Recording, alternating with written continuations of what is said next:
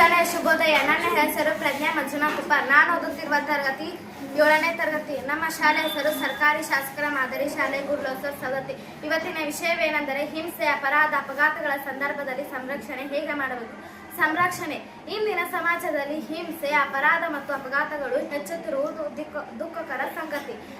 ಇಂತಹ ಸಂದರ್ಭದಲ್ಲಿ ನಾವು ಜಾಗರೂಕರಾಗಿ ನಡೆದುಕೊಳ್ಳುವುದು ಬಹಳ ಮುಖ್ಯ. ಸಂರಕ್ಷಣೆ ಎಂದರೆ ನಮ್ಮನ್ನು ಮತ್ತು ಇತರರನ್ನು ರಕ್ಷಿಸುವುದು. ಮೊದಲು ಹಿಂಸೆ ಬಗ್ಗೆ ನೋಡಿದರೆ ಜಗಳ, ಕಿರುಕುಳ, ಬೆದರಿಕೆ ಇತ್ಯಾದಿ ಹಿಂಸೆಯ ರೂಪಗಳು.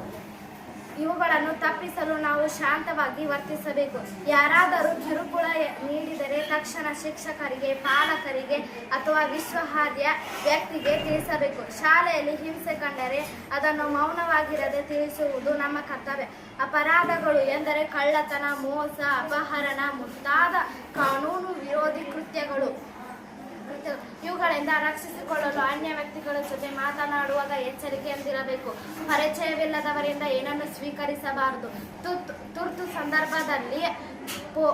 ತುರ್ತು ಸಂದರ್ಭದಲ್ಲಿ ಪೊಲೀಸ್ ಸಹಾಯವಾಣಿ 112ಗೆ ಕರೆ ಮಾಡಬಹುದು. ಧನ್ಯವಾದಗಳು.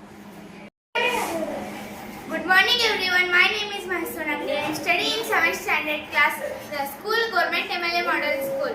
Today is special day. Protection from torture, legal protection, feel completely another protection of women of Domestic Violence Act for contrary by husband and section 498 IPC. Failure FIR at nearest police station. Seek police station another from messages good. Safety protection. Keep anotherly place numbers readily. In from together readily friends. Relation and friends keep. Thank you so much. ಎಲ್ಲರಿಗೂ ಮುಂಜಾನೆ ಶುಭೋದಯ. ನನ್ನ ಹೆಸರು ಪ್ರಿಯಾಂಕಾ ಮಹಾದೇವ್ ಕಂಬಾರ್. ನಾನು 7ನೇ ತರಗತಿಯಲ್ಲಿ ಓದುತ್ತಿದ್ದೇನೆ. ಹಿಂಸೆ, ಅಪರಾಧ, ಆಘಾತಗಳ ಸಂದರ್ಭಗಳಲ್ಲಿ ರಕ್ಷಣೆ ಹಾಗೂ ಭದ್ರತೆಯ ಬಗ್ಗೆ ಸ್ಲೋಗನ್ಗಳು. ನಿಮ್ಮ